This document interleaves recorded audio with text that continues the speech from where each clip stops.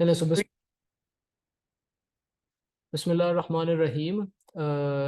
We are going to be covering, inshallah, pages 10 to 20 from Introduction to the Study of the Holy Quran, the content that's in it. Some of it may feel like a repetition from last week's, but I guarantee you there's going to be new pieces of information you're going to end up learning. All of this is, in essence, guiding towards why there is a need for a new law. And that is very important to remember, that entire narrative when trying to understand the Holy Quran. So we're going to be starting, and to be honest, it's not going to be the 20th page. We just stopped right before it because that's where a new topic starts. But let's get into it. So Bismillah ar-Rahman ar-Rahim. The first question that Khalifatul Masih Sani Razillahu anhu poses is, why are religions different from one another? At the end of the day, we've, just like we saw in the quiz, seen that religions all come from the same God, right? So where is the difference, right? Where are those differences coming from? Why are they different from one another? Sometimes, it's a very weak argument, but many atheists use this argument as well, that like, if there's one God, then why are there so many different religions, right? So that is one very, very important point that Khalifatul Masih Sani Raziyallahu anhu addresses in the first few pages. The point over here is that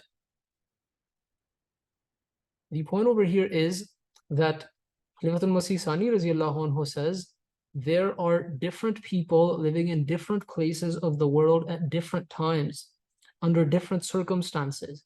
It's a very realism-based approach. So if you study the idea of realism, it's looking at the fact of the world and its studies, and that's exactly what we see. People lived at different times with different abilities and different needs. And even though at one time back in history, they were very close to each other and essentially united, and they could have been brought together, because, and this is historically proven, they migrated out across the world and they reached different levels of essentially progress in their societies. There was a different degree of essentially application of the law that was needed, and a different approach to the law and different law altogether, so that they could actually follow it and benefit from it.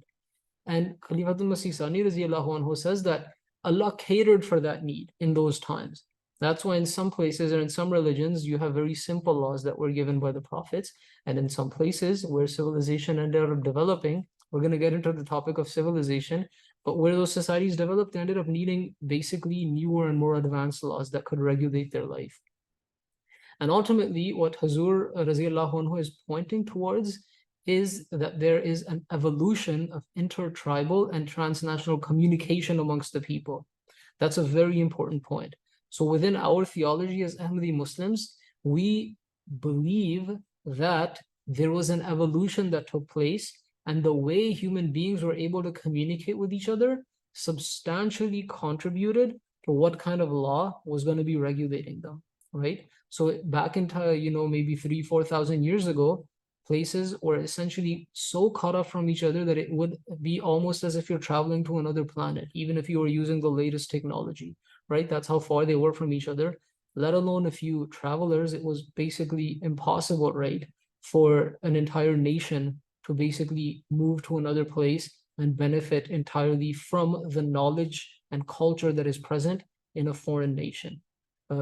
Quick hadith that might make you understand this is where the Holy Prophet ﷺ says that if you are to seek knowledge, you should seek knowledge so much that even if you have to go all the way to China to seek that knowledge, go there. It's a reference to the fact that even if you have to travel all the way to essentially the other side of the world, which is a very difficult task back in that time, you should seek that knowledge. So that continues. Then we go into the idea of a religion that is capable of uniting mankind, right? That's essentially the religion we believe is Islam. And we believe that from a strictly theological perspective. We don't just believe it at a sentimentalist perspective, right? The idea here is very simple. Islam wants to teach the unity of God, that is the oneness of God, as Islam teaches the oneness and unity of humanity, right? And that oneness and unity of humanity is something that society develops towards. So it's splintered and in disarray at one time, and it develops towards that unity. And Islam came to make that unity a reality. So that Khalifatul Masih Sani says, could actually express the unity of God. Then we move on to a very important point that he uses from the Holy Quran itself, and that is from Surah Al-Fatiha. The very opening, the God of Islam introduces himself as this specifically. And that word or that compound is Rabbul Alameen.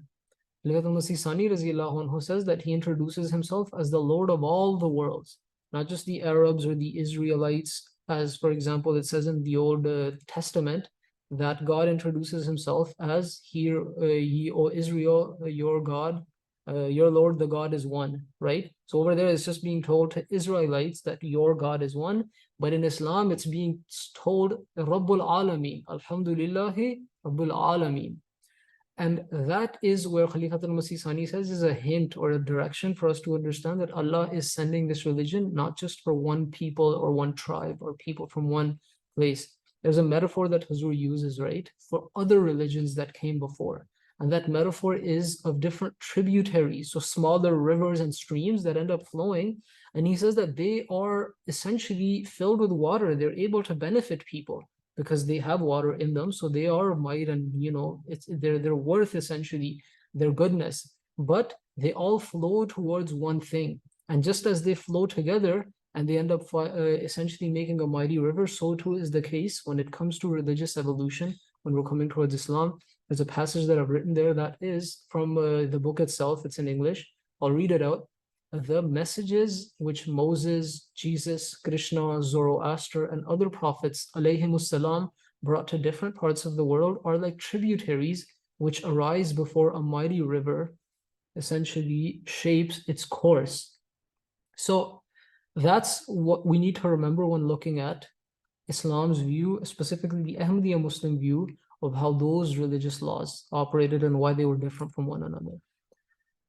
Then there's a very important point Khalifatul Masih Sani mentions. He says that other religions, you can't theologically, in a very honest and sincere and scrupulous way, look at those religions and say that they claimed and intentionally wanted to be universal for all of mankind. It's essential, it's important that you as a religion claim that you are there for all of mankind and not just there for one nation over another, or you don't restrict your message to just be adopted for one race or one culture or one people. In Hinduism, for example, he mentions that they are firm believers that the true spiritual guidance was only given to the rishis. The rishis were the four essentially guided four spiritual forefathers within the Hindu theology who received, the eternal faith, Sanatan Dharma as they call it, and then they were able to promulgate it amongst the people. And they believe that was just them, right? Other people were left bereft of that. We have the religion of Zoroastrianism, right? And that religion too remained very strictly within the Persian Empire. So amongst the Persian culture, that's only where it spread. They did not bother going, for example, into the, amongst the Arabs, who they at that time perceived as being uncivilized and Bedouins essentially of the desert. Buddhism is also a very interesting example. Now, many classical authors, many times they just want to disassociate the idea that the ism of Buddhism goes back to its founder, whose proper name was Siddhartha Gautama, whom we believe was a prophet, alayhi salam.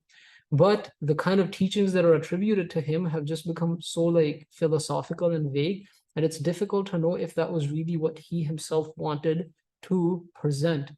So we know also from history that he himself only preached within India. That was the realm of his preaching. And it was only 200-300 years afterwards that when, Ashoka, the Emperor Ashoka, ended up establishing his very powerful empire, he made Buddhism the state religion and tried to send missionaries out towards Sri Lanka and Burma and so on and so forth. Then we have the example of Judaism, and that one is crystal clear, right? It's one of the most documented religions in the history of world religions, right?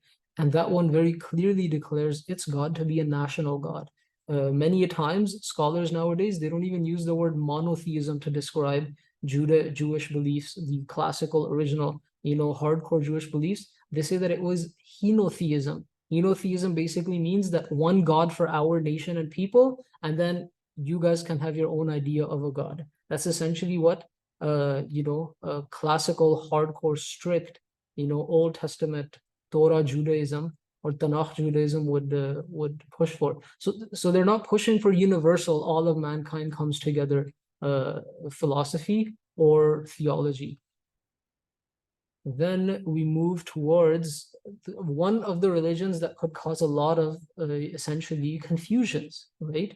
Because at the end of the day, as far as our practical, experience and knowledge is concerned, it's a very, very expansive and demographically diverse religion that has spread all over the world, right? And is, in fact, as far as even demographic and cultural and linguistic diversity is concerned, it could even claim, as far as the current state of affairs is concerned, more diversity than Islam. It has the right to claim that, right? But that's only at its current level, in the current state, as the current version of the teachings claim to be. But if we go back to the original history, the original founder of Christianity, that is Hazrat Isa والسلام, that is Jesus Christ, he himself is considered the founder of that religion, right? He is the person whose saying is going to go, not what an emperor said 200-300 years ago, or not what some other disciples decided to do after he left them. So he is going to be the authority on that religion. And we know from the Bible, these are quotes from the book Introduction to the Study of the Holy Qur'an, where Hazrat Isa والسلام, himself very clearly says, and I'm going to read this. This is selected from the Gospel of Matthew, chapter 5, verse 17 and 18. He says, "Think not that I am come to destroy the law or the prophets." What law is he talking about? He's talking about the Jewish law, right? "I am not come to destroy, but to fulfill it. For verily I say unto you, till heaven and earth pass, one jot or one tittle shall in no way wise pass from the law, till all be fulfilled." What he's essentially saying is that I am under that dispensation. That is what I come from, right? So I'm not coming from some other law or for a new covenant, right? So that's very important to remember. And what law are we talking about? That's Judaism. That's the one we just mentioned in the previous slide.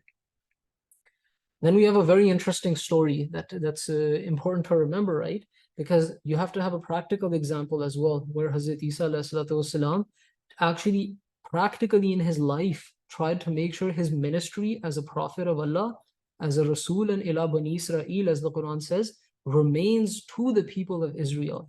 And this is from Matthew chapter 15, verse 26. The longer story is, you can go to the actual gospel and read it, but I'll mention it quickly. This is just one quote mentioned there, where it says that in some places it says Canaanite woman, some places it's a Samaritan woman. Essentially, it's from a nation or from an ethnicity that is not Jewish. She came to Hazrat Isa والسلام, seeking help for somebody that was sick, essentially, in her family. And Hazrat Isa والسلام, according to the gospel, rejected her. He said that I leave or go away. And she insisted. And then he said these very strict words. He said, "It's not meet to take the children's bread and to toss it to dogs." What is he talking about? He's essentially saying that the ministry and the work that I'm bringing is for the children of Israel. That's my responsibility as a prophet. I'm Rasulun ila Bani Israel. I'm a messenger towards the children of Israel. That's what I'm accountable for. So they are the ones that are my children. I have to tend to their food. You are outsiders, right? I can't take that food and give it over to you. That's not meant for you. So this also shows that Hazrat Isa والسلام, the historical Jesus Christ, even according to the Bible, was not inclined towards wanting to spend his time going to the Gentiles. Then we move forward. We have another example, and this is also amongst his disciples now, right? So some of his disciples obviously later on ended up confusing some of the teachings much later, obviously, but some were able to stick firmly to the original message. And this is an example that is also found in the Bible. This is from the book of Acts. Acts are the actions of the disciples that they used to practice, right?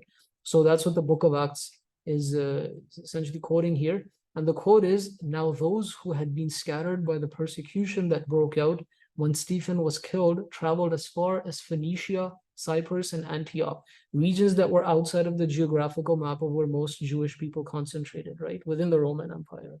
So Cyprus, obviously, that's the island in the middle, in the Mediterranean. Antioch, of course, as well. That's away from modern day, not modern day, I'm sorry, from classical Judea and Samaria. So who are these disciples that had been going there preaching to, spreading the word only among the Jews? So they knew that their mission was to go get the lost sheep of Israel. Those are the people they were focusing on. right? So that's an important point to remember, that within, even the foundation, the earliest time of Christianity, we have signs that there was a lot of essentially conflict when Paul, who has written a lot of books, there's a lot of studies on this, Paul of Tarsus, he came forward and he ended up essentially making Christianity into something that was basically for Gentiles as well, right? He received a lot of criticism as well, but his books ended up obviously taking over when you have the modern canon of the Bible, and it becomes an empire-based or political religion later on. Then we come back to the Quran now, right? So we have to make sure you look at the original text, because the text is going to tell you if it is universal or not.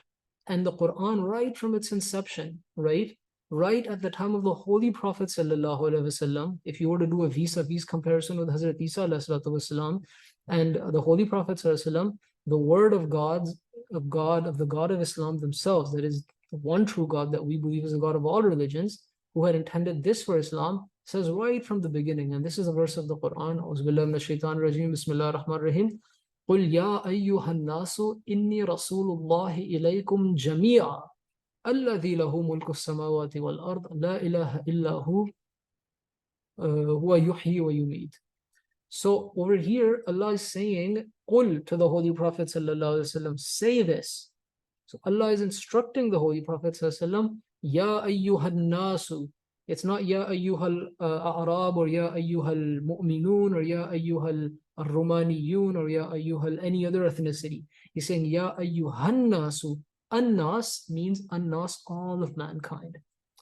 Inni, surely I am Rasulullahi, a messenger of Allah, ilaykum, towards you, jami'an. Jami'an, jama'a, if you know Urdu, you understand what that means. Jami'an, all of you together. So towards all of you, I have come as a messenger.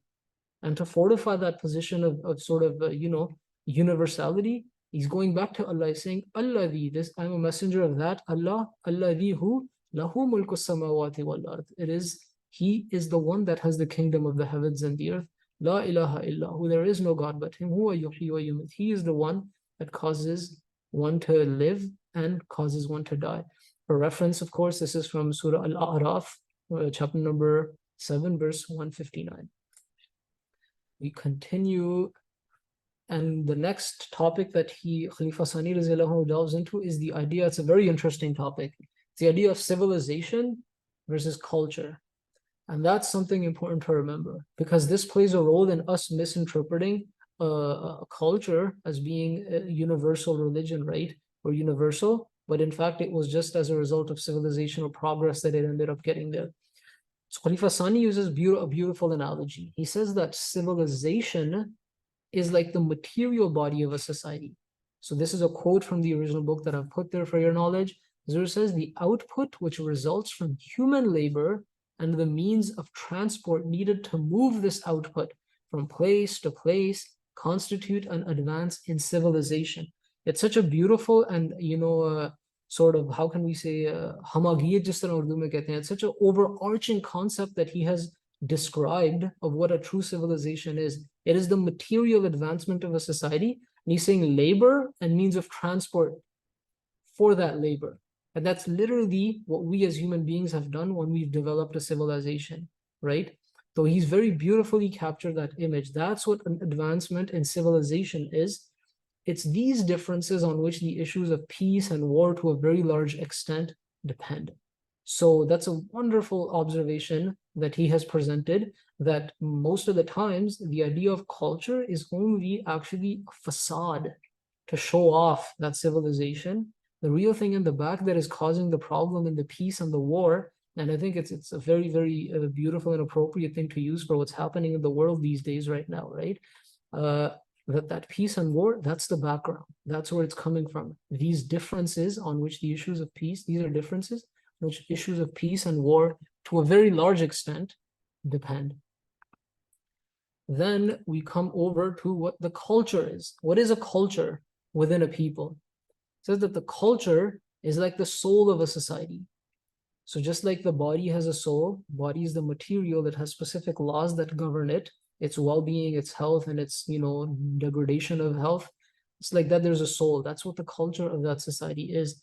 The culture, Hazur says, of a people may be said to consist of those ideas and ideals which grow under the influence of religious or ethical teachings. So there were some teachings that had to be implemented that ended up causing a culture to form. Certain religious or ethical teachings caused a culture to form in a place. And Hazur describes that even though the original culture from the religion, right, people can end up straying away from that, they'll always retain some sort of attachment to it. The example he gives over here, I've written here, is the European atheist and European Christian being closer to each other than a European Muslim and Asian Muslim are to each other. So a European Christian will feel closer just because of his cultural proclivity, right, to an atheist who's European, just because of the culture of Europe, than to a Muslim. Hazur says that even though the Christian and the Muslim believe in God, but that idea is not firm enough to bring him close enough to that Asian Muslim, right? That idea of God is not close enough, but he's going to feel closer to the atheist who's in Europe because they share the same culture. So because of that, Hazur says this is these types of attachment forms, and this is how people end up forming into alliances. Then we move forward, and what's going on here? I feel like we've reached the end here. We did have more slides, but why did it not come up? Let me try to figure this out in a moment.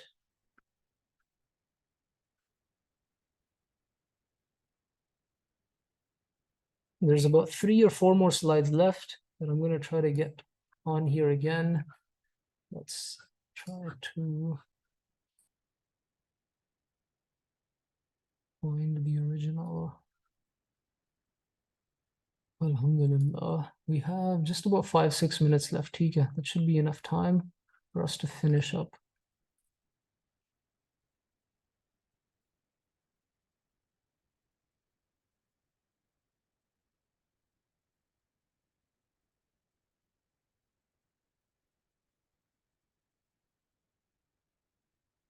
Oh, there's a restriction which does not allow me to put any more than 10 slides. So then we're going to have to quickly erase some of these slides from the original one. The essential topic, I don't want to keep everyone waiting here, alhamdulillah, or we've all joined here. The essential topic that Hazur develops into is, because of the differences of civilization and culture, many times we confuse these two ideas. What happens is, the Romans, for example, Hazur mentions, were a very powerful civilization, right? In the first few hundred years after Hazrat Isa, والسلام, even in that time, very, very powerful civilization, but they intrinsically lacked a solid culture and way of life, right? They did not have that solid culture and way of life. Because of that, and Hazur mentions this, the Christian culture, which was far more defined and far more specific, they had a determinate perspective on life and how to live and how to die and how to sacrifice, it was slowly able to take over, right? And the Romans, who ended up basically facing a bit of a dilemma of crisis of purpose at the end of the day, there's all sorts of other reasons as well why that civilization collapsed. There's the wars, the famines, the attacks from the Vandals and the Goths from Germania at that time. But he says that one of the core reasons, there was no sort of cogent way of life that united them in a culture. Everyone was free to do and think however so they wanted. So when Christianity took over, Hazur mentions, let me try to fix this. So when Christianity took over, Hazur is mentioning, what ended up happening was that it became a civilization that was more cultured, but its civilization was at that time suffocated, right? Because of Christianity. And then Hazur says, but in present day Europe, what you've noticed is that the civilization has come back and the civilization has taken essentially the reins of the horse here. And the culture has taken a backseat. And this is almost prophetic if you look at it, right? Hazur says that because of the materialistic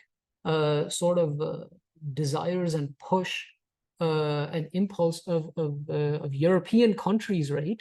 What they have ended up doing is they have set aside their culture and heritage.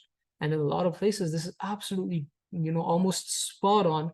where you look at the massive decline in belief in any type of God and belief in any profound, in profound belief in any religion, right? It's just looked at as this kind of a heritage that can or can't be preserved and can be ignored if it's gone. And so Europe has sort of let its desire for materialism sacrifice its civilization. I just want to see if I can get the slideshow up again.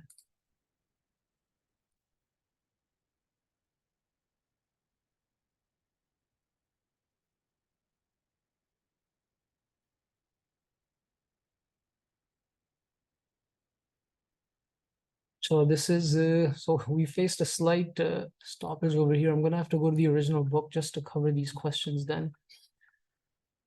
So this ultimately makes us realize that there is that difference between culture and civilization. Hazur says that Judaism, for example, tried to make a civilization and culture come together, and they were pretty successful.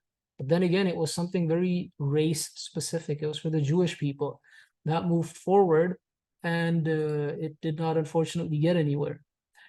Because ultimately, Hazur mentions what happened, it was not a universal law. The law was not capable of catering for human change and human development. What ended up happening, Hazrat Isa, when he came, he ended up telling them that you should be forgiving people. You should be able to overlook the rigidity and the actual, stop sticking to the strict and blind letter of the law, understand the spirit behind it. But ultimately, what did that lead to? Because Hazrat Isa did not present any universal law either, right? What did that lead to? It led, unfortunately, to what we now know as Paulinism, where Paul came in. He ended up, and almost secretively so, not secretively, but sort of just passively making the statement where he said that Christ absolved us or saved us from the curse of the law, right? Where he's essentially saying that the law itself was a curse or was a source of the curse. And this ultimately paved the way for people, Khalifa Sani Raziallahu anhu said, to assume exactly what is it that they themselves want for their own progress and their own spiritual salvation. So they did essentially not need law anymore. The idea of law became redundant and unnecessary. They could just kind of go about in very vague terms, like you should just love thy neighbor and love God, and nothing strict, sort of, which could give a form or shape to your lifestyle, right? That's one of the reasons why a lot of times you notice when Christianity developed and became a state religion, it did not really know what to do a lot of the times, and it just used Old Testament laws and then applied those. And that's all they could do, because that's where the law was for them, right? Jesus Christ did not come to establish or institute an actual law. So Khalifa Sani says that's a shortcoming in that religion and civilization. And that is the foundation of where the next step comes in, right? There's a quick metaphor that I think I should make a reference to. Hazur mentions this in the last few pages in this part. That metaphor is of the coat getting smaller on an adult-sized body. So he says that the law that was given to the Jewish people was sort of like a coat for an individual that needed to develop in the earliest stages of spiritual and moral civilization and so on, develop, right? A moral and spiritual culture. But it slowly started to grow older. And slowly the people started to realize and feel awkward and difficult and essentially, imprisoned in that law. It did not look like it was of any benefit. So it's not the fault of the coat, right? The only thing, it's not the coat itself that is bad, it's that the circumstance, the fact that the individual has now grown, the coat is now not of any use to that individual. So you need something for which the adult and grown individual can be catered for. And that is where Hazur says there's a need for something that is more universal, something that can be looked into, not so firmly and rigidly as was the Judaic law or religious law in other religions, but that's capable of not only catering for all of humanity, but for the constant evolution and development of humanity. And that is where we finish this week's lesson. And we're going to start, inshallah, next week from one thing that Hazur says is a pertinent question, right? So when we're facing this state, in the entire history of other religions. Hazur says we face one pertinent question, and that is a pertinent question that we're going to be tending to, inshallah, next week. Jazakumullah ahsanal jazaa. ठीक है